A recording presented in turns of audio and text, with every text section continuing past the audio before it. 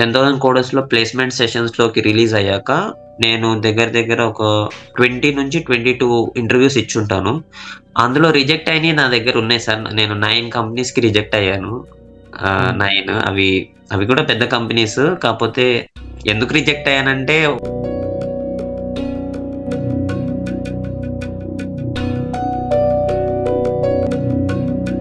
Career gap ఉన్నా, లేదా non IT అయినా, లేదా ఏ బ్యాక్‌గ్రౌండ్ అయినా సరే డిగ్రీ బ్యాక్‌గ్రౌండ్, బీటెక్, గ్రాడ్యుయేషన్ ఏ బ్యాక్‌గ్రౌండ్ అయినా సరే కెరీర్ గ్యాప్ ఎంతైనా ఉండని.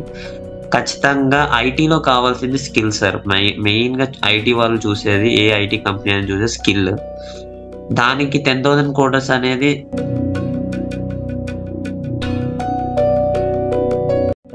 నేను 2021 పాస్డ్ అవుట్ సార్. దగ్గర దగ్గర 2 ఇయర్స్ కెరీర్ గ్యాప్ ఉంది. దానికి తోడు నాన్ ఐటీ. ఓకే, సాఫ్ట్‌వేర్ ఏదో జాయిన్ అయిపోయాం ఇన్‌స్టిట్యూట్‌లో. అంత కోడింగ్ ఉంటది అని తెలుసు. కానీ ఏముంటది ఏమో తెలీదు. ఓకే, టీచింగ్ స్టార్ట్ అయింది. జర్నీ స్టార్ట్ అయింది. నేర్చుకోవాలి ఖచ్చితంగా అని కూర్చున్నాను.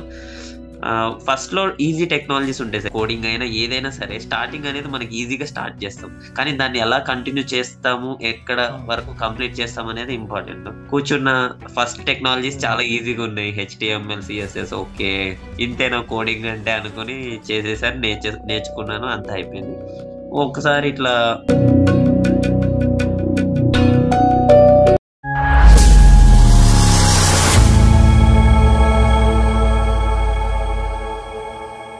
So congratulations for getting place in company. ఒక చిన్న ఇంట్రొడక్షన్ ఇవ్వండి మీ గురించి, whether it is in English are Telugu. Hi sir, my name is Jagdish. I am from Hyderabad. I completed my BTech with a specialization of mechanical engineering from Vidya Jyoti Institute of Technology with overall 9 CGPA. Coming to my past, I am a mechanical engineer. It's very difficult for me to learn programming, but this 10,000 coder helped me a lot to build my career in software, especially while coming to programming. Before joining 10,000 coders, what I did is like I worked in different companies. Like I worked as call center, I worked in teaching field, and I tried to get software jobs but failed lot of times, and this is my introductions. So right, ఇప్పుడు జరిగిన దాంట్లో మీ process అంతా చెప్పారు. Very good. So యాక్చువల్గా అసలు మీకు 10,000 coders ఎలా తెలుసు? నాకు 10,000 కోడర్స్ ఎలా తెలుసు అంటే సార్, ఫస్ట్ అసలు నేను ఒకటి ఫిక్స్ అయ్యాను సార్. ఒక ప్లేస్మెంట్ ప్రోగ్రామ్ అనేది తీసుకోవాలి, ఖచ్చితంగా సాఫ్ట్వేర్ జాయిన్ అవ్వాలంటే ఏదో ఒక కోర్స్ నేర్చుకోవాలని ఫిక్స్ అయ్యాను. మామూలుగా చూశాను మార్కెట్లో మనకి యాడ్స్ వస్తూ ఉంటాయి, మీకు కూడా తెలుసు. చూశాను కానీ కొంతమంది పాజిటివ్గా చెప్తారు వాళ్ళ సైడ్, కొంతమంది నెగిటివ్గా. చాలా చూశాను అసలు, పేర్లు చెప్పుకోవాలి కానీ చాలా చూశాను.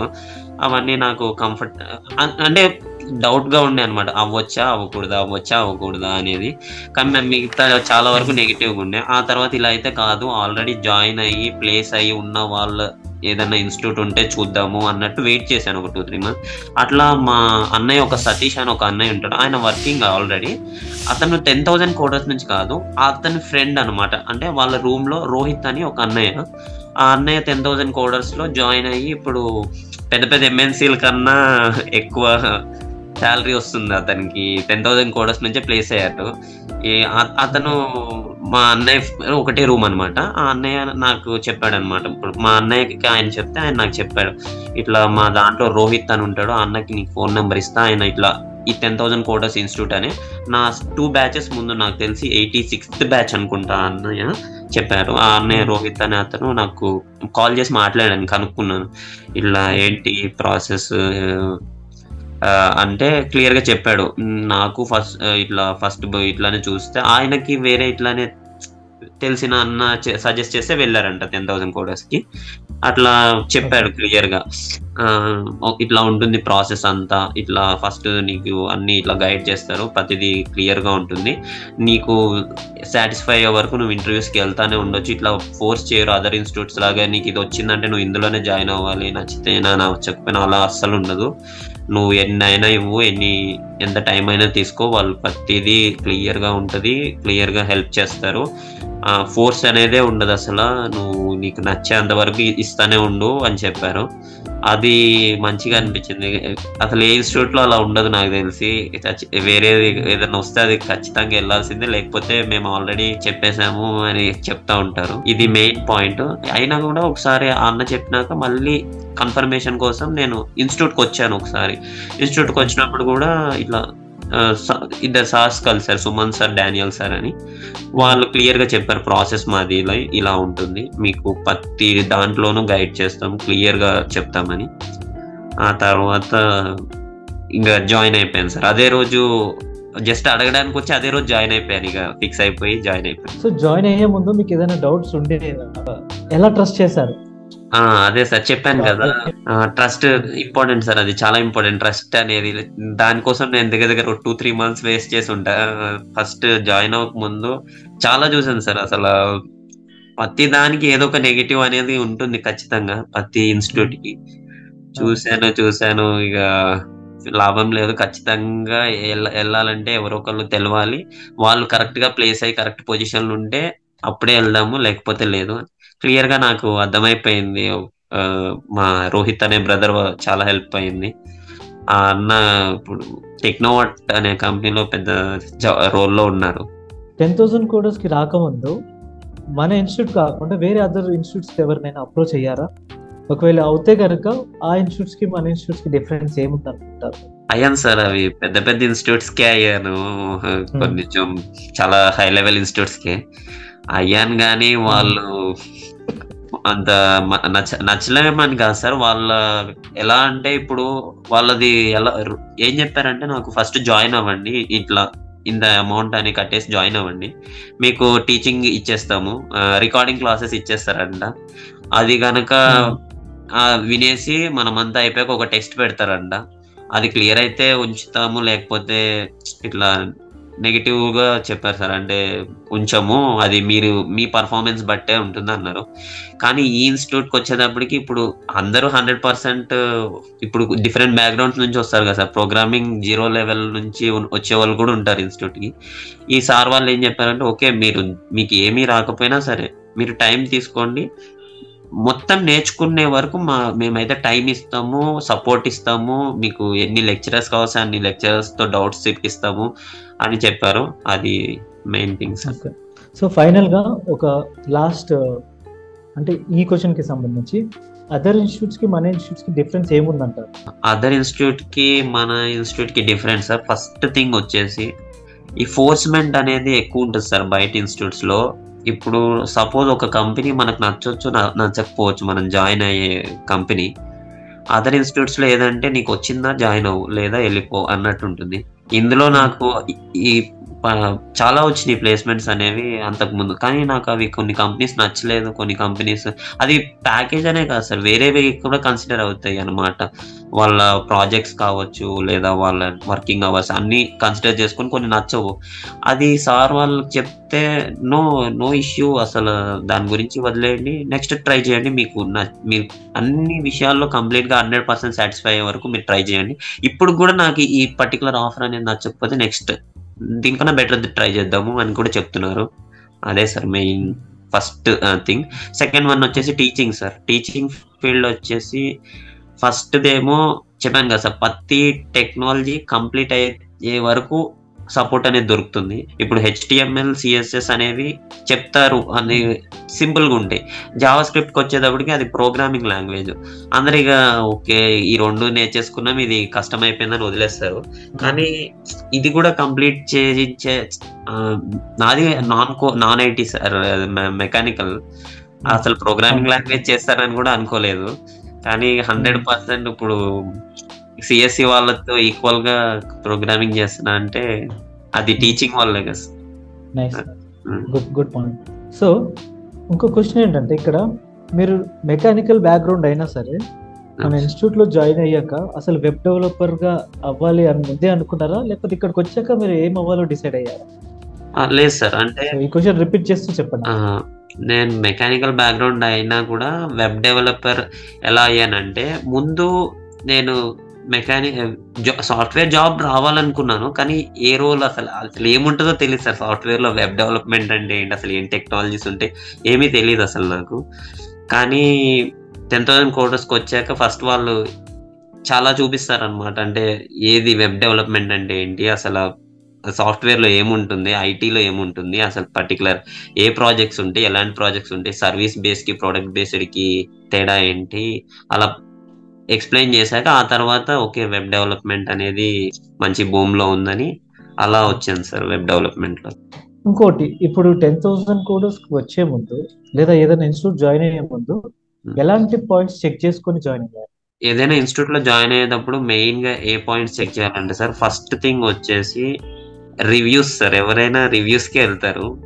ఫస్ట్ థింగ్ వచ్చేసి జెన్యూన్ రివ్యూస్. కొంతమంది కొన్ని ఇన్స్టిట్యూట్స్ ఏం చేస్తాయంటే డైరెక్ట్ యాడ్స్ పెట్టేసి పాజిటివ్ గా ఓకే ఇది #1 ఇన్స్టిట్యూట్ అన్నట్టు క్రియేట్ చేస్తాయి.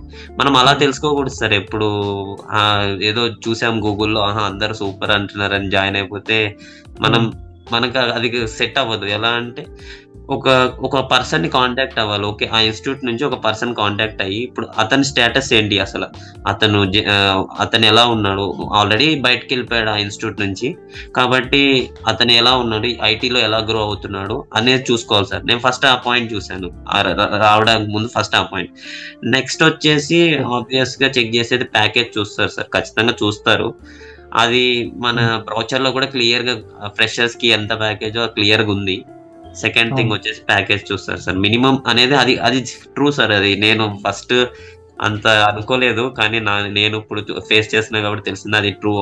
మినిమం అనేది అది అట్లా ఉంది. నెక్స్ట్ వచ్చేసి ప్యాకేజ్ తర్వాత టీచింగ్ సార్. చాలా ఇన్స్టిట్యూట్స్ లో రికార్డింగ్సే ఉంటాయి సార్. నేను చూశాను, మా ఫ్రెండ్స్ జాయిన్ అయ్యారు. నేను ఇప్పుడు 10,000 కోర్సులో ఉన్నా, వాళ్ళు వేరే ఇన్స్టిట్యూట్స్ లో ఉన్నారు ఇప్పుడు ప్రెసెంట్ కూడా. వాళ్ళకి రికార్డింగ్ క్లాసెస్ ఉంటుంది, నాకేమో లైవ్ క్లాసెస్ ఉంటుండే. మేము ఒకటే రూమ్ లో ఉంటుండే అప్పుడు. ఒక్కోసారి ఎర్లీ మార్నింగ్ లేసి క్లాస్ వింటుంటే వాళ్ళేమో ఎప్పుడో వాళ్ళ ఇష్టం వచ్చినప్పుడు రికార్డింగ్స్ వింటుండే. నాకు ఇది చాలా ఫస్ట్ మెయిన్ థింగ్స్ అన్నది రికార్డింగ్. అది ఒకటి సార్, రికార్డింగ్స్ అంటే కరెక్ట్ గా మెయింటైన్ చేయలేం సార్. మనం ఇష్టం ఉన్నప్పుడు చదవచ్చులే అని వదిలేస్తాం. అదే లైవ్ క్లాసెస్ అనేది ఎప్పుడైతే ఉంటాయో మనకు ఆటోమేటిక్ గా సార్తో ఇంటరాక్షన్ అనేది జరుగుతుంది. ఖచ్చితంగా ఇంటరాక్ట్ అవుతాము, ఖచ్చితంగా క్లాస్ వినాలి, ఈ పర్టికులర్ టైం కి వినాలి అని సెట్ చేసుకుంటాం కాబట్టి చాలా హెల్ప్ అవుతుంది. రికార్డింగ్ అంటే అది జస్ట్ యూట్యూబ్ లో చూసినట్టే కదా సార్, ఎప్పుడైనా చూసుకుంటాం అన్నట్టు. అవును. సో మీరు అనుకున్న పాయింట్స్ 10,000 కోడర్స్ లో మీకు దొరికాయా?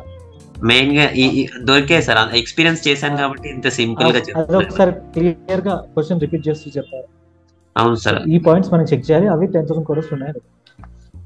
మనం మెయిన్ గా చెక్ చేయాల్సిన పాయింట్స్ వచ్చేసి 3 చెప్పాను కదా. ఫస్ట్ థింగ్ వచ్చేసి ఇది మన ఫోర్స్ అనేది ఉండకూడదు. మన పర్టికులర్ కంపెనీ నచ్చే వరకు మనకు ట్రయల్స్ అనేది ఉంటానే ఉండాలి, ప్లేస్మెంట్స్ అనేది కంటిన్యూ ప్లేస్మెంట్స్ ఉండాలి. సెకండ్ వన్ వచ్చేసి ప్యాకేజ్.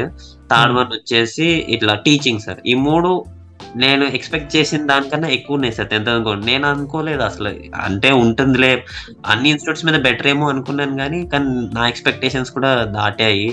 మెయిన్ గా అసలు నాకు జాయిన్ అయిన 10 days లోనే తెలిసిపోయింది, అది నేనేనా ఇవన్నీ టాస్క్ చేసేది, అసలు ఒక డెవలప్మెంట్ రాదు ఏం రాదు, కోడ్ రాస్తున్నాను ఓన్ గా అని.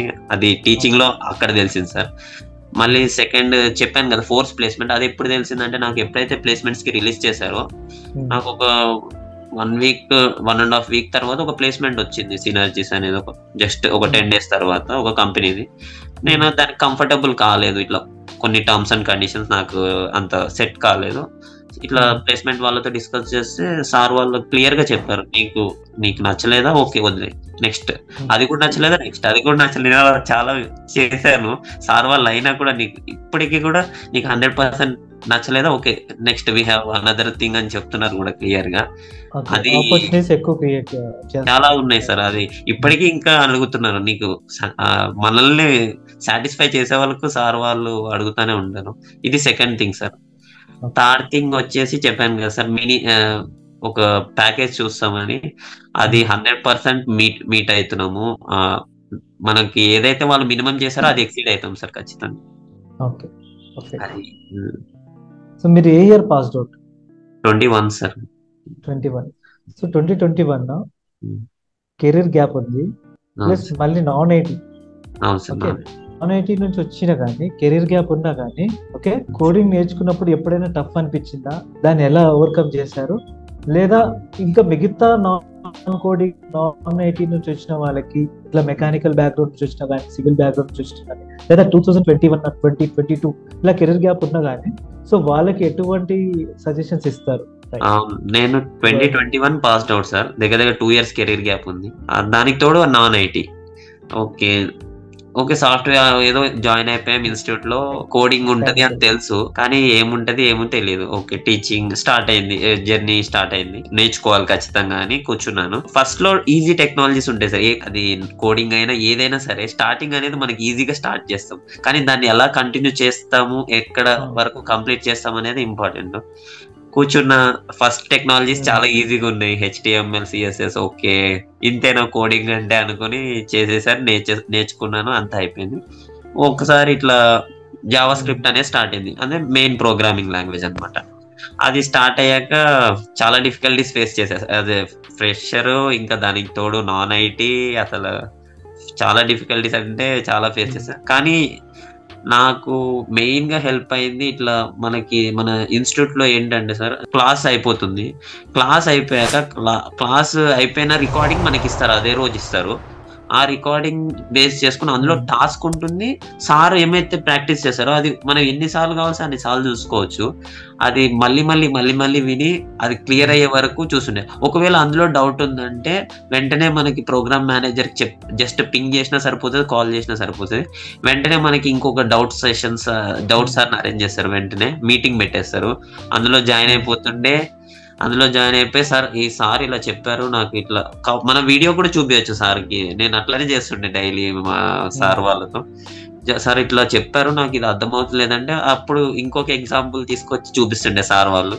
అలా నేను ప్రతిరోజు టాస్క్ అలానే కంప్లీట్ చేస్తుండే. అసలు టైం అనేది ఎంత పట్టినా కూడా డౌట్స్ అనేవి వస్తాయి సార్ ఖచ్చితంగా. మనం ఎంత కంప్యూటర్ సైన్స్ వాళ్ళు అయినా సరే సార్ డౌట్స్ ఉంటాయి కోడింగ్ లో, వాళ్ళకి 100% వస్తుందని కాదు.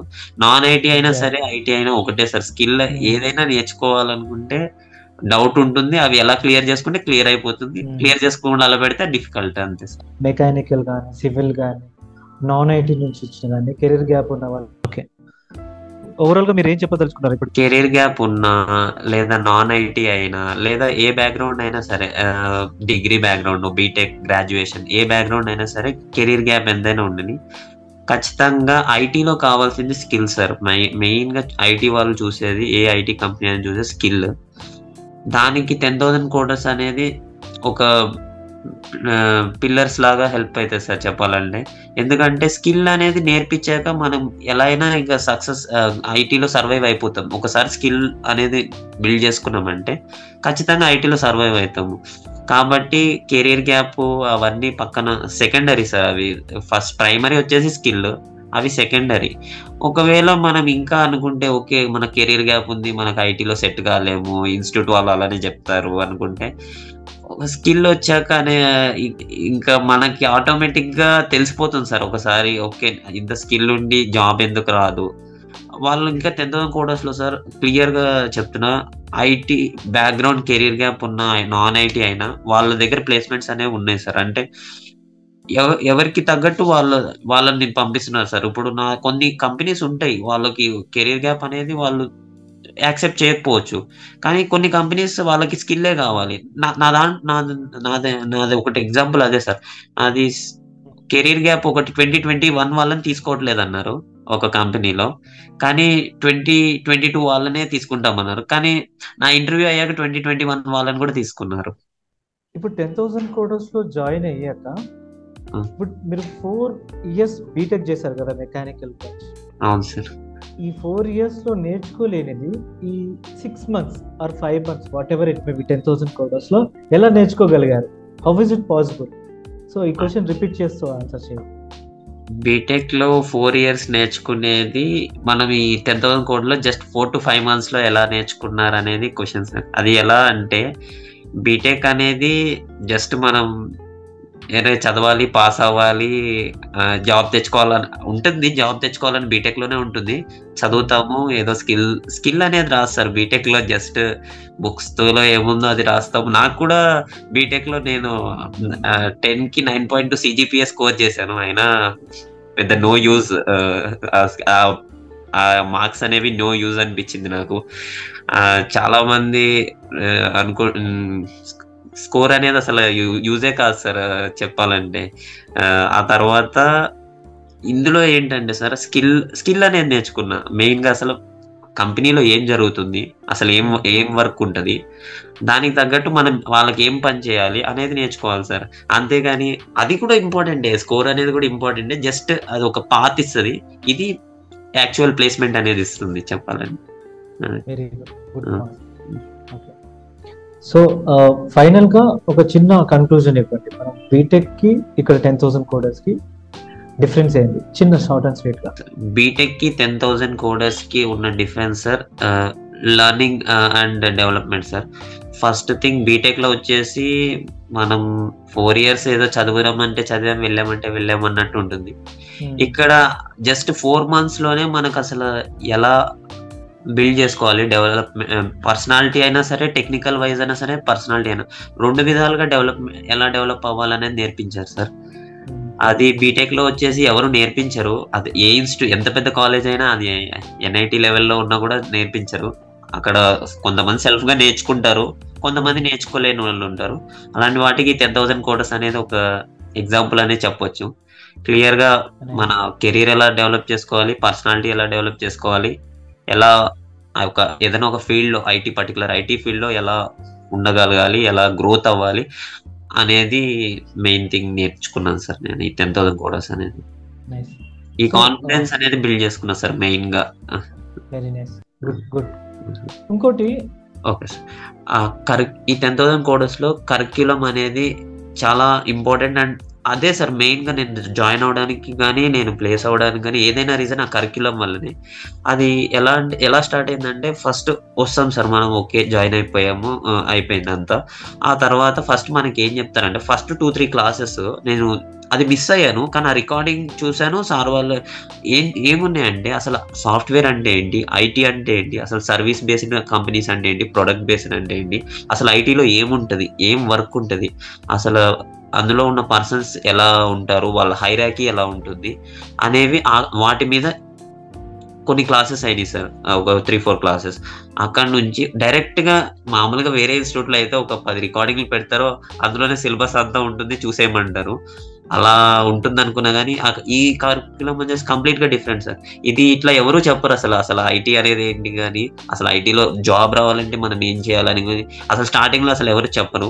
అది చెప్పినాక ఒక క్లియర్ అండర్స్టాండింగ్ వచ్చింది. ఓకే, ఇటు వెళ్ళాలి, వెబ్ డెవలప్మెంట్కి వెళ్ళాలి, లేదా వేరే సైడ్ వెళ్ళాలి అనేది తెలిసిపోతుంది. అట్లా తర్వాత కంటిన్యూ అయ్యాను. ఆ తర్వాత వెబ్ డెవలప్మెంట్ సైడ్ వచ్చాను. టెక్నికల్ క్లాసెస్ అనేవి స్టార్ట్ అయినాయి. అవి కూడా క్లియర్, ప్రతిరోజు క్లాస్ ఉంటుంది sir, Monday to early morning class ఉంటుంది. ఆ తర్వాత నెక్స్ట్ టాస్క్ ఉంటుంది. టాస్క్ కూడా మనకి ఒక మానిటరింగ్, ప్రతి సపరేట్ గా ఒక ప్రోగ్రామ్ మేనేజర్ అసైన్ చేస్తారు. నీకు ఏ టైంలో అయినా సరే ఒక జస్ట్ చిన్న మెసేజ్ చేసినా సరిపోతుంది, డైరెక్ట్ కాల్ కూడా చేయొచ్చు.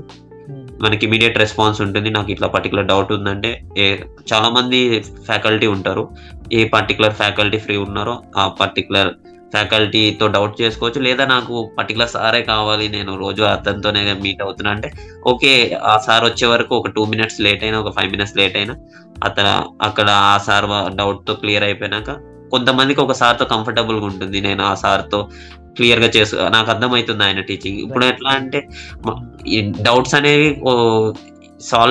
సాల్వ్ చేసుకోవాలంటే మనకి ఒక్కొక్క సార్ కంఫర్టబుల్ గా ఉంటారు కదా సార్. అట్లా నేను చెప్తే ఈ సార్ని అసైన్ చేసేయండి అంటే చేస్తుండే.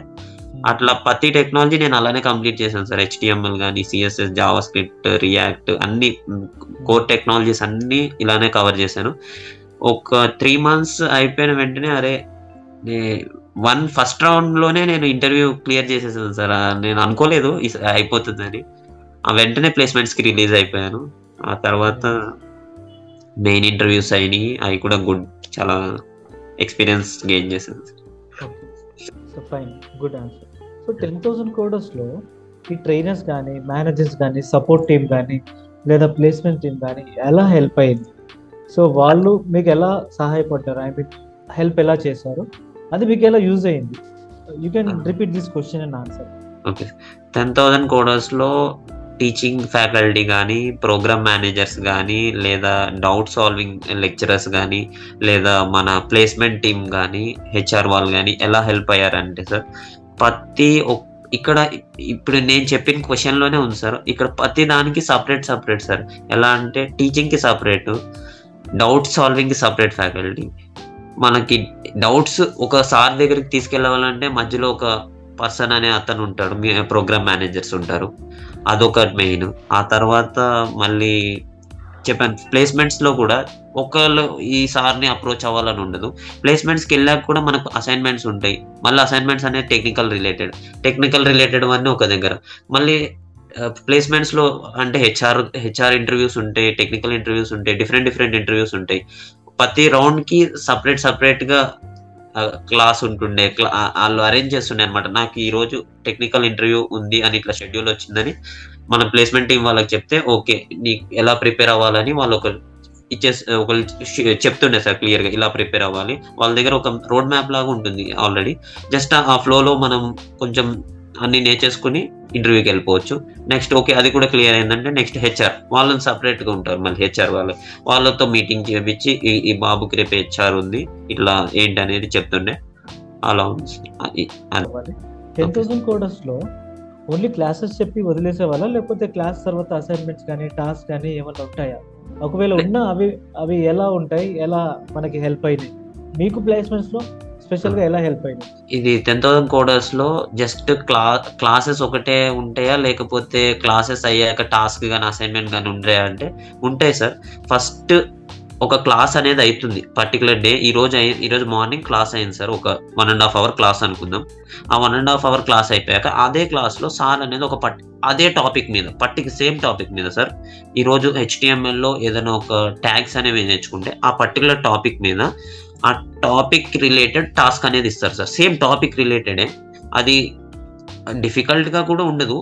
ఫస్ట్ సింపుల్ టాస్క్ ఇస్తారు, ఆ తర్వాత కొంచెం లెవెల్ అనేది పెంచుతారు ఆ టాస్క్ అనేది. మనం ఆ తర్వాత ఏమవుతుందంటే ఆ వీడియో అనేది మనకు వచ్చేస్తుంది. ఫస్ట్ ఆ వీడియో చూసి సార్ చెప్పింది ప్రాక్టీస్ చేస్తాం సార్. మేము సార్ ఏదైతే చెప్తారో అది ప్రాక్టీస్ చేస్తాం. ఆ తర్వాత ఏం చేస్తాము, ఏదైతే టాస్క్ ఇచ్చారో అది స్టార్ట్ చేస్తాం. కొన్ని సింపుల్ టాస్క్ అయితే చేసేస్తాం, ఫాస్ట్గా అయిపోతుంది, చేసేస్తాం. లేదా డిఫికల్ట్ అంటే చేస్తూ ఉంటాం. ఎక్కడైతే స్టక్ అయిపోయామో ఓకే ఇది ఇక్కడ డౌట్ వచ్చింది, వెంటనే సార్ ప్రోగ్రామ్ అనేది చెప్తే ఆ సార్ ఒక ఫ్యాకల్టీని అరేంజ్ చేస్తారు. ఆ ఫ్యాకల్టీ అనేది క్లియర్ చేసేస్తుండే డౌట్. అట్లా ప్రతిరోజు ప్రతి క్లాస్ అయినప్పుడు ప్రతిసారి ఒక టాస్క్ అనేది ఉంటుంది సార్.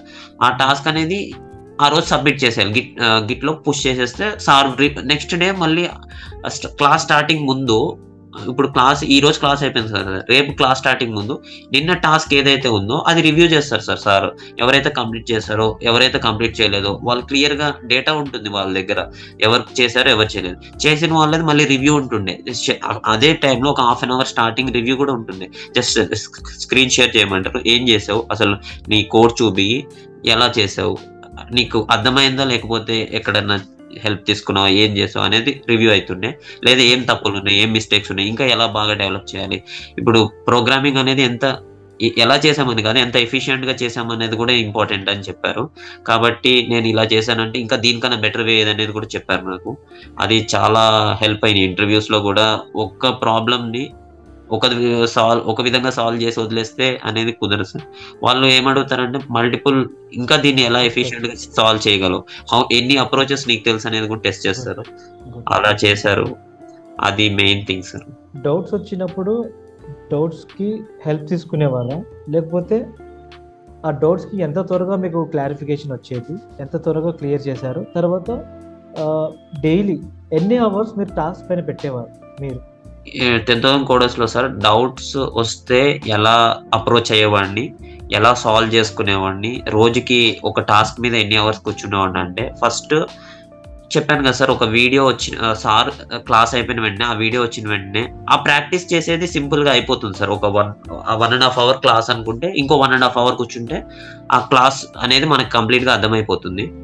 టాస్క్ అనేది depends on the task, time అనేది పడుతుంది సార్. కొన్ని సింపుల్ టాస్క్స్ ఉంటాయి, కొన్ని క్రిటికల్ టాస్క్స్ ఉంటాయి.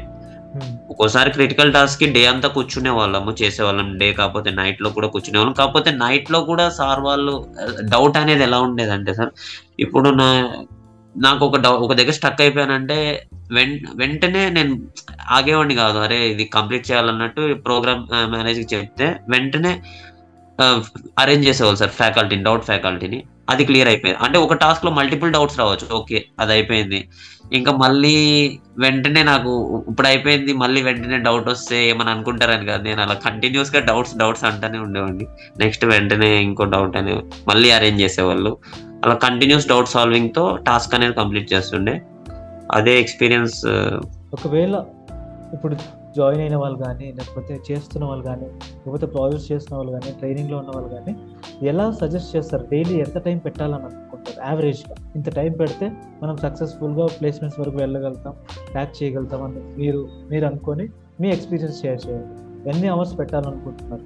ఈ 10,000 కోడర్స్ లో జాయిన్ అయిపోయాక ఒక రోజుకి ఎన్ని అవర్స్ పెడితే ప్లేస్మెంట్ అనేది వస్తుందంటే ఆన్ అన్ యావరేజ్ నాకు తెలిసి ఒక 6 అవర్స్ అనేది చాలా మోర్ దెన్ ఎనఫ్ సార్. నా ఉద్దేశం ప్రకారం 6 అవర్స్. అది ఎలా జీరో లెవెల్ కోడింగ్, నేను జీరో లెవెల్ నుంచే స్టార్ట్ చేశాను సార్. నేను మ్యాక్స్ 6 అవర్స్ పెడుతుండే.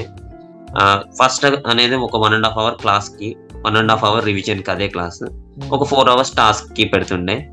అది క్రిటికల్ టాస్క్ సింపుల్ టాస్క్ అయినా సరే మ్యాక్స్ 6 అవర్స్ సార్ అంతే. అది 6 అవర్స్ కూర్చుంటే సరిపోతుంది. Okay, good point, very nice point, అన్ని కవర్ చేశారు. సో ఇంకోటి, మనకి ఇలా చిన్న చిన్న టాస్క్ అసైన్మెంట్స్ కాకుండా లైవ్ ప్రాజెక్ట్స్ ఏమైనా చేయించారా? చేయించాను సార్. నేను వెంటనే మనకి టెక్నాలజీ ఈ చిన్న చిన్న టాస్క్సే కాకుండా మనకి అసైన్మెంట్స్ టాస్క్సే కాకుండా ఒక లైవ్ ప్రాజెక్ట్ అనేది ఇస్తారు సార్. ఎప్పుడైతే కోర్స్ కంప్లీట్ అవుతుందో, మెయిన్ కోర్ టెక్నాలజీస్ అన్ని కంప్లీట్ అయిపోతాయో, ఆ టెక్నాలజీస్ మీద, ఆ పర్టికులర్ టెక్నాలజీస్ మీద ఒక లైవ్ ప్రాజెక్ట్ అనేది ఇచ్చారు సార్. అది ఏపీఐస్ తో సహా ప్రొవైడ్ చేస్తారు వాళ్ళు. మనం బిల్డ్ చేయాలి, స్క్రాచ్ నుంచి బిల్డ్ చేపిస్తారు మనతోనే. అది నేను చేశాను సార్. ఒక వెబ్ డెవలపర్ ప్రాజెక్ట్, ఈ ప్రతిభ వెబ్సైట్ అనే ప్రాజెక్ట్ ని నేను చేశాను. వాళ్ళు ఏపీఐస్ అన్ని ప్రొవైడ్ చేశాక మనకి కొంత టైం అనేది అలొకేట్ చేస్తారు సార్. ఈ టైంలో ఫినిష్ చేయండి ప్రాజెక్ట్ అని. ఆ ప్రాజెక్ట్ లో ఏ డౌట్స్ ఉన్నా మళ్ళీ సార్ వాళ్ళే హెల్ప్ చేస్తుండే, సార్ వాళ్ళే క్లియర్ చేస్తుండే. మనకి ఈజీగా ఆ పర్టికులర్ టైంలో ప్రాజెక్ట్ అనేది చాలా ఎఫిషియెంట్ గా కంప్లీట్ చేస్తారు sir. More than enough time ఇస్తారు వాళ్ళు. జస్ట్ ఏదో హరీబరీగా అయిపోవాలి అన్నట్టు ఎక్కడా లేదు. ఆ ప్రాజెక్ట్ కూడా లైవ్ ప్రాజెక్ట్ కూడా చేస్తారు. మనకి వీలైనప్పుడు చేసుకొని సబ్మిట్ చేస్తే సరిపోతుంది. అవును సార్.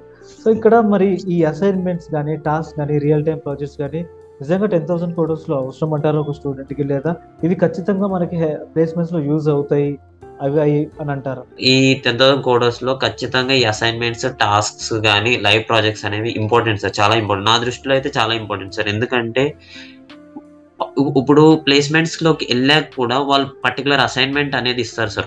కొన్ని కంపెనీస్ అంటే డైరెక్ట్ ఇంటర్వ్యూస్ తీసుకుంటాయి. కొన్ని కంపెనీస్ ఏం చేస్తున్నాయి అంటే ఫస్ట్ మనకు ఒక పర్టికులర్ అసైన్మెంట్ అనేది ఇస్తున్నాయి. ఈ పర్టికులర్ టాస్క్స్ అన్ని చేయడం వల్ల వాళ్ళు ఇచ్చిన అసైన్మెంట్ మనం 1 డేలో చేసి వాళ్ళకి మెయిల్ చేయాల్సి ఉంటుంది. కొన్ని కంపెనీస్ అయితే 1 డేనే టైం ఇస్తాయి. ఆ పర్టికులర్ థింగ్ అనేది కంప్లీట్ చేసి పంపించేయాలి మనం. ఓకే, సార్ వాళ్ళు హెల్ప్ చేస్తారు ఎలా అయినా ఆ అసైన్మెంట్ కంప్లీట్ చేయడానికి. ప్రతి టీమే ఉంటుంది. ఒక టీమ్ మీట్ పెట్టి ఎక్కడ డౌట్ ఉంది మనకి క్లియర్ గా చెప్తా ఉంటారు అసైన్మెంట్. దానికి తోడు మన నాలెడ్జ్ అనేది ఇంపార్టెంట్ కాబట్టి మనం ఆల్రెడీ ఈ పర్టికులర్ అసైన్మెంట్స్ అన్ని చేస్తే సిమిలర్ కైండ్ ఆఫ్ ప్రాజెక్ట్సే ఉంటాయి వాళ్ళ దగ్గర. అసలు ఒక్కోసారి అయితే సేమ్ ఆల్రెడీ చేసిన టాస్క్ ని జస్ట్ వాళ్ళ కంపెనీకి తగ్గట్టు మనం జస్ట్ దాన్ని మోడిఫై చేసి కోడ్ ని చేంజెస్ చేస్తే సరిపోతుంది. కాబట్టి ఇవి చాలా ఇంపార్టెంట్ ప్లేస్మెంట్స్. ఇంకోటి, ఇక్కడ మనం 10,000 కోడర్స్ లో చూసుకున్నట్లయితే కనుక సబ్జెక్ట్ వైజ్ ఓకే, సబ్జెక్ట్ ఎవరైనా చెప్తారు, ఏ ఇన్స్టిట్యూట్ అయినా చెప్తారు. బట్ 10,000 కోడర్స్ లో స్పెషల్ గా కమ్యూనికేషన్ క్లాసెస్ అనే చెప్తున్నారు. ఓకే, సో ఈ కమ్యూనికేషన్ క్లాసెస్ నిజంగా మీకు యూజ్ అయినాయి అంటారా? లేకపోతే అసలు అది మీకు ప్లేస్మెంట్స్ లో ఎలా యూజ్ అయింది? కమ్యూనికేషన్ ద్వారా మీరు ఎలా లైక్ మీ కాన్ఫిడెన్స్ ఎలా బిల్డ్ చేసుకున్నారు? సో అసలు అవసరం అంటారా కమ్యూనికేషన్ క్లాస్? ఒకవేళ ఉండి బాగుంటుంది, ఇది ఉంటే ఇంకా మనకు హెల్ప్ అయింది, మీకు ప్లేస్మెంట్స్ వరకు ఎలా యూజ్ అయింది అనేది ఒకసారి మనకి రిపీట్ చేస్తూ చెప్పండి. 10,000 కోడర్స్లో ఓన్లీ టెక్నికల్ క్లాసెస్ కాకుండా కమ్యూనికేషన్ క్లాసెస్ అనేవి కూడా ఉంటుండే సార్. కమ్యూనికేషన్ కూడా చాలా ఫస్ట్ నేను అనుకున్న టెక్నికల్ ఉంటే చాలు ఈజీగా ప్లేస్ అయిపోతాము అనుకున్నాను. కానీ కమ్యూనికేషన్ కూడా ఈక్వల్లీ ఇంపార్టెంట్. ఈక్వల్లీ కాకపోయినా 60 టెక్నికల్కి వేసుకున్న 40% అనేది కమ్యూనికేషన్ చూస్తున్నారు ఖచ్చితంగా. అన్ని కంపెనీస్ చూస్తున్నాయి ఇప్పుడు. ఎందుకంటే మనం ఎలా ఐటీలో సర్వైవ్ అవ్వాలంటే టాకింగ్ అనేది, కమ్యూనికేషన్ అనేది ఇంపార్టెంట్. జస్ట్ స్కిల్ ఉంటే అది ఎక్కడ యూస్ అవ్వదు. కాబట్టి కమ్యూనికేషన్ క్లాసెస్ కోసం సపరేట్గా కమ్యూనికేషన్ క్లాసెస్ కండక్ట్ చేసేవాళ్ళు సార్. పర్ వీక్ 3 క్లాసెస్ ఉంటాయి మాకు. ఈవినింగ్ టైంలో కమ్యూనికేషన్ ఉంటుండే, జస్ట్ మండే, వెన్స్డే, ఫ్రైడే అట్లా. ఆ క్లాసెస్ వల్లనే మెయిన్గా ఇప్పుడు ఇంత ఫ్రీగా కమ్యూనికేట్ అవుతున్నా అంటే ఏదర్ ఇంగ్లీష్ ఆర్ తెలుగు, అది 10,000 కోడర్స్ ఇచ్చిన కాన్ఫిడెన్స్ వల్లే సార్. అంతకుముందు తెలుగులో కూడా కమ్యూనికేషన్ అంటే తెలుగు ఆర్ ఇంగ్లీష్ మన కాన్ఫిడెన్స్ బిల్డ్ చేయగలగాలి సార్. ఒకరితో మాట్లాడుతున్నామంటే హౌ కాన్ఫిడెంట్ వీఆర్ అనేది చూసుకోవాలి. కాబట్టి ఆ కాన్ఫిడెన్స్ అనేది నేర్పించింది సార్. నేను జాయిన్ అవ్వక ముందు 10,000 కోడర్స్లో జాయిన్ అవ్వక ముందు అంతగా కమ్యూనికేట్ అయ్యేవాడిని కాదు. అసలు గ్రూప్ లో కానీ ఎందులో అయినా రెస్పాండ్ అయ్యేవాడిని కాదు. ఓకే చూస్తుండే, టాస్క్ చేస్తుండే కానీ రెస్పాన్స్ అనేది అవ్వకపోతుండే. ఎప్పుడైతే నాకు క్లియర్ గా చెప్తుండే కాల్ చేసి రెస్పాండ్ అవ్వండి, రెస్పాండ్ అయితే మీ కమ్యూనికేషన్ పెరుగుతుంది, ఇలా నేర్చుకోండి అని అట్లా చెప్తుండే. అలా ఈమెయిల్స్ కి ఇలా రెస్పాండ్ అవ్వాలి, ఈమెయిల్ రైటింగ్స్ కూడా నేను నేర్చేసుకున్నాను ఆ కమ్యూనికేషన్ వల్ల. అలా హెల్ప్ అయింది సార్ నాకు. So you have learned a lot of things through 10,000 coders. Very nice, good to hear. So ఇక్కడ ఇంకో క్వశ్చన్ ఏంటంటే, సో ఇది కొంచెం వేడిగా ఉండొచ్చు, ఇది ఈ ఎంటైర్ జర్నీలో maybe in some cases like Java script కానీ, రియాక్ట్ టాస్క్ చేస్తున్నప్పుడు కానీ, లేకపోతే ఒక అసైన్మెంట్ చేస్తున్నప్పుడు కానీ, లేదా ఒక ప్రాజెక్ట్ చేస్తున్నప్పుడు కానీ, మరి కోడింగ్ వద్దు, ఇది చాలా కష్టంగా ఉంది, గివప్ ఇచ్చేద్దాం, మా వల్ల కాదు, వదిలేసి వెళ్ళిపోదాము అని ఎప్పుడైనా అనిపించిందా? అనిపిస్తే ఎప్పుడు అనిపించింది? దాని నుంచి బయటికి ఎలా వచ్చారు? ఎలా బయటకు వచ్చారు? ఎందుకు బయటికి రావాల్సి వచ్చింది? సో ఈ క్వశ్చన్ రిపీట్ చేస్తూ ఆన్సర్ చేయండి. ఎలా ఓవర్కమ్ చేశారు? ఈ 10,000 కోడర్స్ లో జాయిన్ అయ్యాక ఎప్పుడైతే లైవ్ ప్రాజెక్ట్ చేస్తున్నామో లేదా అసైన్మెంట్స్ చేస్తున్నామో కొన్ని క్రిటికల్ థింగ్స్ అనేవి వస్తాయి సార్. అప్పుడు ఎందుకు వచ్చామురా బాబు అని కూడా అనుకున్నాను. ఈ ప్రోగ్రామింగ్ ఏంటో ఫస్ట్ లో చెప్పాను కదా సార్, సింపుల్ గా ఉంటాయి, అన్ని చేసేస్తాము, మనకి కాన్ఫిడెన్స్ వచ్చేస్తుంది, అమ్మో ప్రోగ్రామింగ్ అంటే ఇంత ఈజీ అనుకుంటాం. ఎప్పుడైతే మెయిన్ థింగ్ ఎంటర్ అవుతుందో జావా స్క్రిప్ట్ కానీ, రియాక్ట్ కానీ, అక్కడ స్ట్రక్ అయిపోతాము. స్ట్రక్ అయిపోయినప్పుడు అనవసరంగా వచ్చాము, డ్రాప్ అయిపోదాము, గివ్ అప్ ఇచ్చేద్దామని అనుకున్నాను. ఒక 2 రోజులు బంద్ చేసి కూడా పక్కన పెట్టేశారు. ఎప్పుడంటే సార్ అది లైవ్ ప్రాజెక్ట్ చేస్తున్నప్పుడే ఆల్రెడీ టెక్నాలజీస్ అన్ని నేర్చుకున్నా కూడా లైవ్ అనేది చాలా మనం అనుకున్నట్టు ఉండదు సార్. ఏదైతే అసైన్మెంట్ ఉంటామో దాని హై లెవెల్లో ఉంటుంది. ఎప్పుడైతే చేసామో సగం ప్రాజెక్ట్ అయింది, ఒక ఎర్రర్ దగ్గర ఆగిపోయాం సార్. అది రెక్టిఫై చేయడానికి నాకు 2 days పట్టింది. అది అవ్వట్లేదు, అసలు ఎంత కూర్చున్నా అవ్వట్లేదు. వదిలేసాను, ఇంకా వదిలేరా బాబు అని పెట్టేసి, తర్వాత మా ప్రోగ్రామ్ మేనేజర్ కాల్ చేశారు, ఏమైంది ఇట్లా, ఏమైంది ఏమైనా ప్రాబ్లమ్ అంటే చెప్పాను. మేడం నా వల్ల అయితలేదు, ఇక్కడ ఎర్రర్ అవ్వట్లేదు అంటే, మరి మాకు చెప్పొచ్చు కదా అని చెప్పారు. అదే చెప్పినా కూడా అట్లనే వస్తున్నాయి ఎర్రర్ అంటే, అప్పుడు వెంటనే సార్ వాళ్ళు ఫ్యాకల్టీ వాళ్ళని పిలిపించారు. ఆ సార్ వాళ్ళు కూడా నాతో కూర్చొని ఎట్లయితే ఐటీలో ఎప్పుడైతే కూర్చొని కంబైన్ గా వర్క్ చేస్తామో అలా వర్క్ చేసాము. ఆ ఎర్రర్ అనేది సాల్వ్ అయింది. అట్లా చేశాక అనిపించింది, ఓకే ఐటీలో జాయిన్ అయినా కూడా ఇంతే ఏమో, ఎర్రర్ వస్తే స్టక్ అయిపోతాము, టీమ్స్ అనేది ఉంటది. సార్ వాళ్ళు ఒక టీమ్ లాగా హెల్ప్ చేశారు. సార్ వాళ్ళతో కలిసి వర్క్ చేసే ఫీలింగ్ వచ్చింది నాకు. అట్లా ఎలా అయినా వెళ్ళాలి ఐటీ, కానీ మళ్ళీ ఐటీ మళ్ళీ ఇంకా అది ఆ ప్రాబ్లమ్ సాల్వ్ చేసుకుని మళ్ళీ వచ్చేసారు. అవును సార్, అది 2 days end of the day you got the support 100%. Support లేకపోతే ఎప్పుడో వదిలేసేవాడిని సార్. అది అక్కడితోనే ఆగిపోయేది, ఇంత దూరం వచ్చేది కదా. సో ఇంకొకటి ద మోస్ట్ ఇంపార్టెంట్ పాయింట్ ఇక్కడ, ఇప్పుడు ఒకసారి మనం మాక్ ఇంటర్వ్యూస్ గురించి మాట్లాడదాం. ఓకే, సో ఎవ్రీ టాపిక్ పైన మనకు మాక్ ఇంటర్వ్యూస్ జరుగుతాయి. ఆ మాక్ ఇంటర్వ్యూస్ మీకు ఎలా హెల్ప్ అయ్యాయి? ఓకే, ఉమ్. దానిపైన మీ ఒపీనియన్ ఏంటి? ఓకే, ఉమ్, అది మీకు ఎక్కడ అండ్ ఎలా హెల్ప్ అయ్యింది? ఉమ్. అసలు ఈ మార్క్స్ అవసరం అంటారా 10,000 కోడర్స్? 10,000 కోడర్స్ లో మాక్ ఇంటర్వ్యూస్ అనేవి జరుగుతాయి సార్. ఆ మార్క్స్ అనేవి చాలా ఇంపార్టెంట్. అంటే మార్క్స్ అనేవి కూడా ఎలా జరుగుతాయి అంటే, ఇప్పుడు టెక్నాలజీ అంతా అయిపోయాక దానికి రిలేటెడ్ మార్క్ అని కాదు. ఇప్పుడు పర్టికులర్ ఈ రోజు HTML అనే టెక్నాలజీలో ఒక పర్టికులర్ దాని మీద చెప్పారు మనకి. అది మీడియా క్వెరీస్ కానీ ఏదైనా కావచ్చు, లేదా ఒక ట్యాగ్స్ కానీ, ఎలిమెంట్స్ కానీ, లేదా ఫార్మ్స్ కానీ, ఏదో ఒకటి ఎగ్జాంపుల్ చెప్తున్నా. ఒకటి చెప్పారు, ఒక HTML లో దగ్గర దగ్గర ఒక 10 ఇంపార్టెంట్ టాపిక్స్ ఉంటాయి. 10 ఆర్ 20, 15 ఇంపార్టెంట్ టాపిక్స్. మనకి ప్రతి టాపిక్ మీద మాక్ అనేది తీసుకుంటారు సార్. ఆ రోజు టాపిక్ మీద ఈవినింగే మాకు మాక్ తీసుకుంటుండే. అది గ్రూప్ మాక్ ఒకటి ఉంటుండే, పర్సనల్ మాక్ ఉంటుండే. గ్రూప్ అంటే ఒక టీమ్ జాయిన్ అవుతుండే, ఒక కాంపిటీషన్ లాగా ఎవరు ఫస్ట్ చెప్తారు అనేది ఉంటుండే. అది చాలా నచ్చినది నాకు. నేను ఫాస్ట్ గా జాయిన్ అయ్యి ఆ సార్ వాళ్ళు క్వశ్చన్స్ అడుగుతుంటే అలా చెప్పేవాళ్ళం ఫ్రెండ్స్ మేము అలా. తర్వాత పర్సనల్ మార్క్స్ అనేవి తీసుకుంటుండే. అందులో మనకి ఏం నేర్చుకోవాలా, ఇప్పుడు మార్క్స్ ఎలా నేర్చుకుంటామంటే కొన్ని క్రిటికల్ క్వశ్చన్స్ అడుగుతుండే సార్ వాళ్ళు కూడా. కావాలని కొన్ని ఈజీ అడుగుతుండే మన కాన్ఫిడెన్స్ బిల్డ్ చేయడానికి. అట్లాగే మనం నెక్స్ట్ ఏం నేర్చుకోవాలనే దానికోసం టఫ్ క్వశ్చన్స్ అడుగుతుండే. చెప్తుండే ఇందులోకి వెళ్ళి ఇవి నేర్చుకోండి, నెక్స్ట్ మాక్ కి సింపుల్ గా అయిపోతుంది. అలా ప్రతి టాపిక్ మీద మాక్ ఇచ్చి ఇంటర్వ్యూలో ఏ క్వశ్చన్ అడిగినా చెప్పేస్తుండే సింపుల్ గా.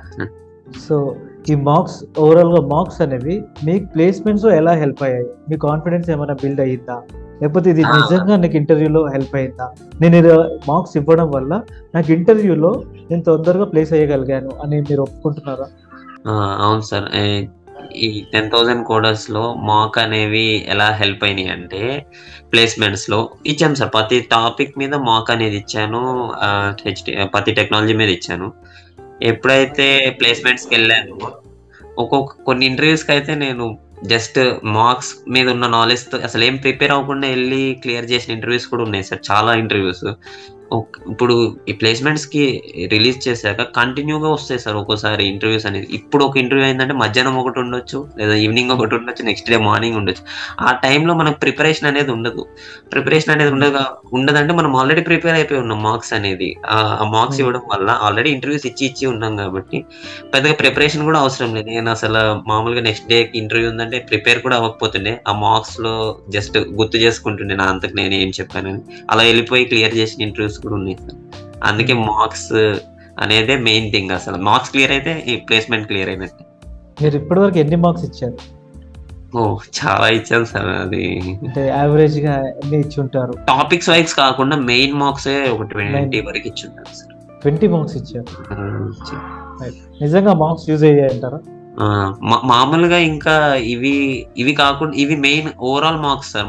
మామూలుగా అయితే డైలీ మార్క్ ఇచ్చినట్టే సార్. ఒక లెక్కన చెప్పాలంటే టాపిక్ వైజ్ ఇంటర్వ్యూ అయినట్టే. అలా కాకుండా ఓవరాల్ మార్క్స్ ఒక 20 వరకు ఇచ్చి ఉంటాను అన్ని ఇంటర్వ్యూస్కి వెళ్ళాను. సో లైవ్ ఇంటర్వ్యూస్ ఎన్ని ఫేస్ చేశారు? దాంట్లో ఎన్ని వరకు రిజెక్ట్ అయ్యాయి? ఫైనల్ గా ఎన్నో మాక్ ఇంటర్వ్యూస్ సార్, ఎన్నో లైవ్ ఇంటర్వ్యూ మీరు క్రాక్ చేశారు? క్వశ్చన్ రిపీట్ చేస్తూ చెప్తాను. ఎన్ని ఇంటర్వ్యూస్ వరకు మీరు అప్లై చేశారు? దాంట్లో ఎన్ని వరకు మీకు రిజెక్ట్ అయ్యాయి? ఎన్నో ఇంటర్వ్యూ మీకు కన్ఫర్మ్ అయ్యింది? Which interview you qualify? 10,000 coders లో ప్లేస్మెంట్ సెషన్స్ లోకి రిలీజ్ అయ్యాక నేను దగ్గర ఒక 20 ఇంటర్వ్యూస్, ఇది అప్రాక్స్ సార్ ఒక 20 నుంచి 22 ఇంటర్వ్యూస్ ఇచ్చుంటాను. అందులో రిజెక్ట్ అయినవి నా దగ్గర ఉన్నాయి సార్. నేను 9 కంపెనీస్ కి రిజెక్ట్ అయ్యాను. 9 అవి కూడా పెద్ద కంపెనీస్. కాకపోతే ఎందుకు రిజెక్ట్ అయ్యానంటే చాలా రీజన్స్ ఉంటాయి. కొన్ని దాంట్లో కమ్యూనికేషన్ వల్ల, కొన్ని దాంట్లో డిఫికల్ట్ క్వశ్చన్స్, కొన్ని దాంట్లో వేరే టెక్నాలజీస్ అడిగితే చెప్పలేకపోవడం అలా ఉండే. మిగిలినవన్నీ నేను కొన్ని ఏం చేశానంటే కొన్ని నాకు నచ్చక వదిలేసాను, కొన్ని ఏమో అలా క్లియర్ చేశాను. ఖచ్చితంగా వేరేవన్నీ క్లియర్ అయినాయి మార్క్స్. ఓవరాల్ గా 21 వరకు ఇచ్చాను సార్. 21 ఇంటర్వ్యూస్ వరకు ఇచ్చాను. 21. Okay, nice. సో ఓవరాల్ గా 21 ఇంటర్వ్యూస్ తర్వాత మీరు ప్లేస్ అయ్యారు. సో రిజెక్ట్ అయినప్పుడు మీరు ఎలా ఆలోచించారంటే, ఇప్పుడు మనకు ఎన్ని ఇంటర్వ్యూస్కి వెళ్ళి 9 ఇంటర్వ్యూస్ వరకు మీరు రిజెక్ట్ అయ్యారంటే అక్కడ మీరు కాన్ఫిడెన్స్ కానీ లో అయిపోయి ఉంటారు. అరే నేను ఇంత కష్టపడ్డాను కానీ నేను క్లియర్ చేయలేకపోతున్నాను. అలాంటప్పుడు, అలాంటి సిచ్యుయేషన్ లో ఇప్పుడు చాలా ఇన్స్టిట్యూట్స్ ఉన్నాయి, చాలా ఇన్స్టిట్యూట్స్ ఏంటంటే జాబ్ గ్యారంటీ అని చెప్తారు. ఓకే, జాబ్ గ్యారంటీ అని చెప్తారు, తర్వాత మీకు జాబ్ వచ్చేంత వరకు మేము చూసుకుంటాం, మేము సపోర్ట్ చేస్తాం అని చెప్తారు. సో ఈ 10,000 కోడర్స్ అలాంటి సిచ్యుయేషన్ లో మీకు ఇంకా అదర్ ఆపర్చునిటీస్ క్రియేట్ చేసి ఎలా మీకు గైడ్ చేసి సపోర్ట్ చేసి మిమ్మల్ని నెక్స్ట్ లెవెల్ వరకు తీసుకెళ్ళి ఆఖరిగా నీకు జాబ్ వచ్చేలా చేసి. సో ఈ క్వశ్చన్ రిపీట్ చేసి చెప్పండి, నిజంగా ప్లేస్మెంట్ టీం మీకు హెల్ప్ చేశారా, చేస్తే అది ఏ విధంగా యూజ్ అయ్యింది? 10,000 కోడర్స్ లో ప్లేస్మెంట్స్ వాళ్ళు హెల్ప్ చేశారంటే జాబ్ రావడానికి. అసలు మనం ముందు రిజెక్ట్ అయినప్పుడు మన కాన్ఫిడెన్స్ ఎలా ఉండేదంటే సార్, ఫస్ట్ నేను ఒక రిలీజ్ అయిన వెంటనే అన్ని ప్రిపేర్ చేసేసాక, రెజ్యూమ్స్ అన్ని బిల్డ్ చేశాక ఒక ఇంటర్వ్యూ ఇచ్చాను ఒక కంపెనీకి. ఆ కంపెనీలో నేను చెప్పాను, క్వశ్చన్స్ అన్ని చెప్పాను, కానీ అది నేను క్లియర్ అవుతుంది అనుకున్నా, కానీ అది రిజెక్ట్ అయింది. రిజెక్ట్ అయ్యేటప్పటికి నా కాన్ఫిడెన్స్ అంతా పోయింది. అన్న ఏంట్రా అన్ని చెప్పాక కూడా తీసుకోలేదు, రిజెక్ట్ అన్నారు, ఇదేంటి ఇది కంపెనీ అని అనుకున్నాను. తర్వాత అర్థమైంది, అంటే మనం ఎంత ఎఫిషియెంట్ ఆన్సర్స్ ఇస్తామనేది కూడా చూస్తారని. నేను ఫస్ట్లో ఏం చేశానంటే ఏదో నాకు తెలిసిన కాడికి చెప్పి వదిలేశాను, ఇది క్వశ్చన్ ఇట్లా అడిగితే ఇంతే అని.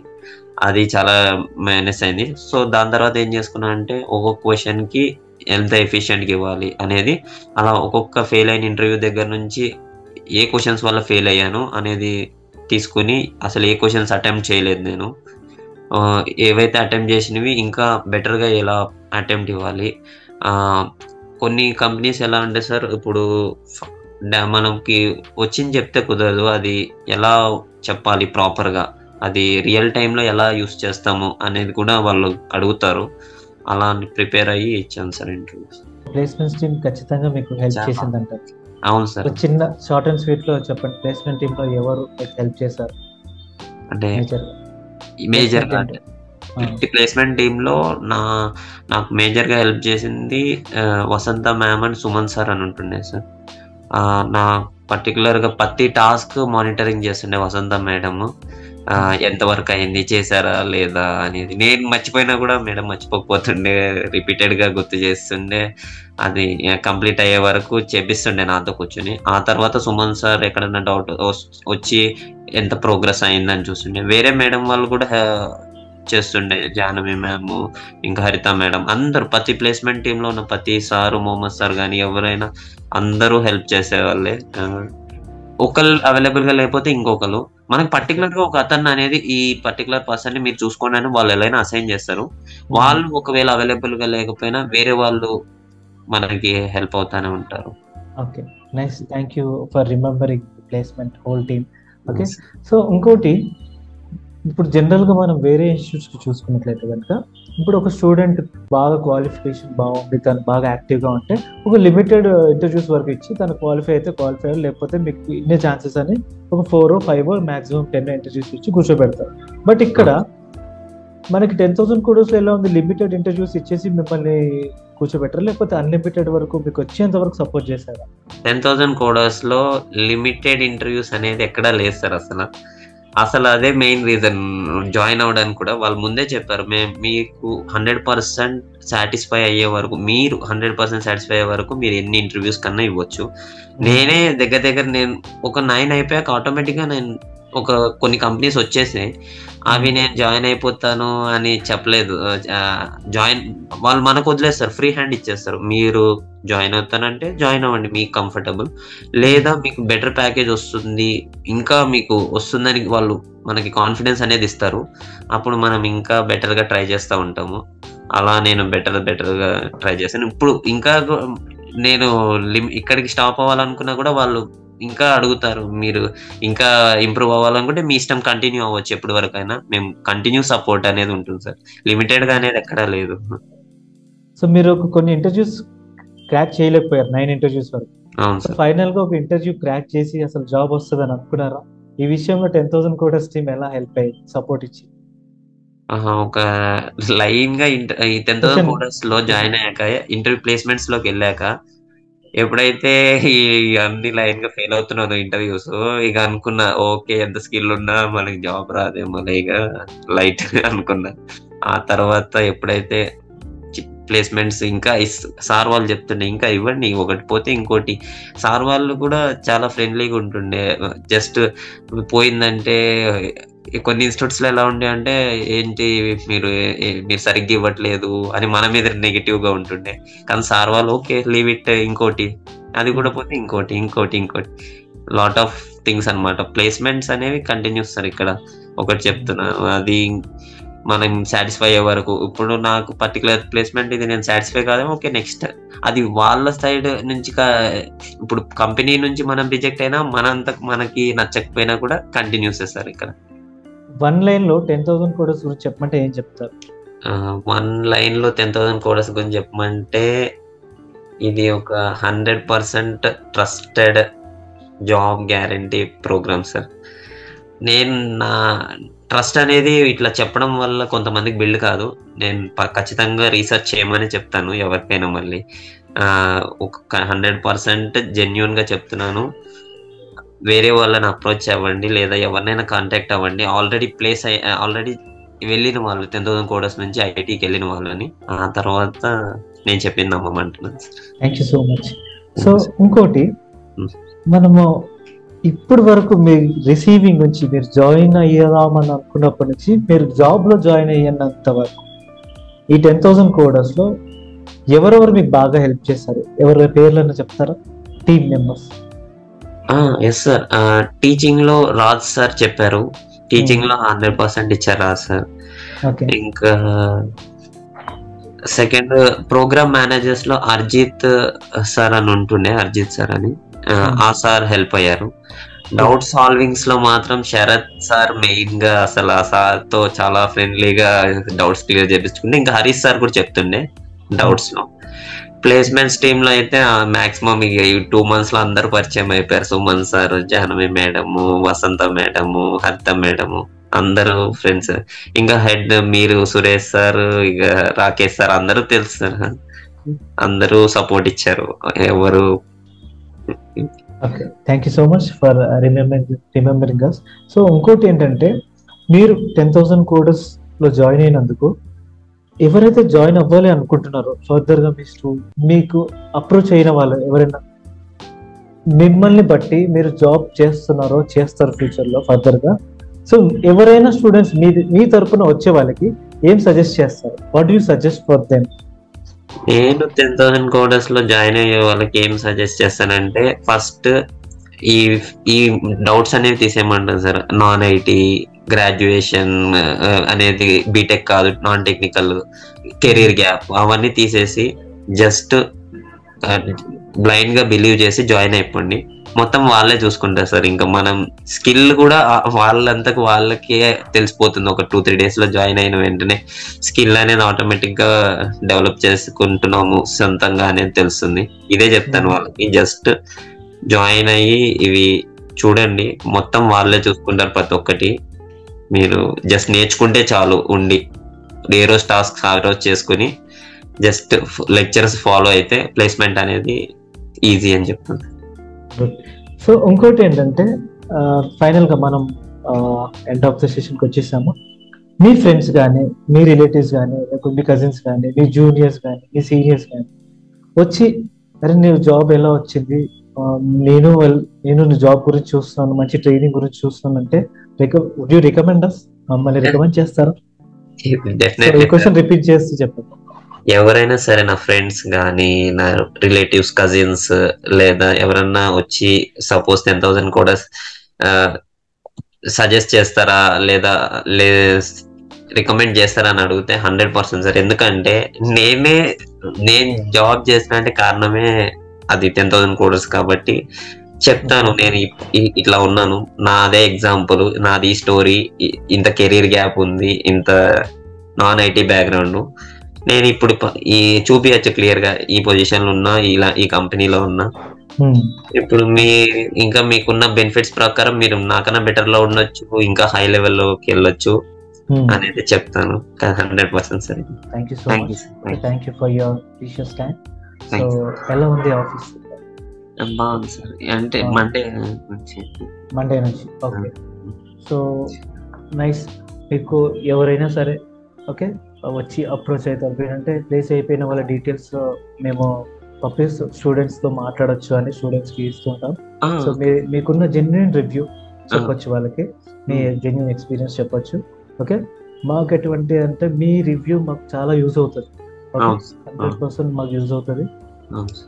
తర్వాత మీరు మీకు మంచి ఒక టైం ఇచ్చి మంచి రివ్యూ ఇచ్చినందుకు ఎంతో thanks a lot. Okay, all the best for your future endeavours. Okay, thanks a lot. Okay, so నీకు ఎటువంటి సపోర్ట్ కావాలన్నా కానీ ఫర్దర్గా నీ జాబ్ విషయంలో కానీ నీ వర్క్ విషయంలో కానీ ఎటువంటి ఇష్యూస్ ఉన్నా కానీ ఒకసారి మాకు టీమ్ని కాంటాక్ట్ అవ్వచ్చు. సుమన్ సార్ని కానీ, రాకేష్ సార్ కానీ, నన్ను కానీ.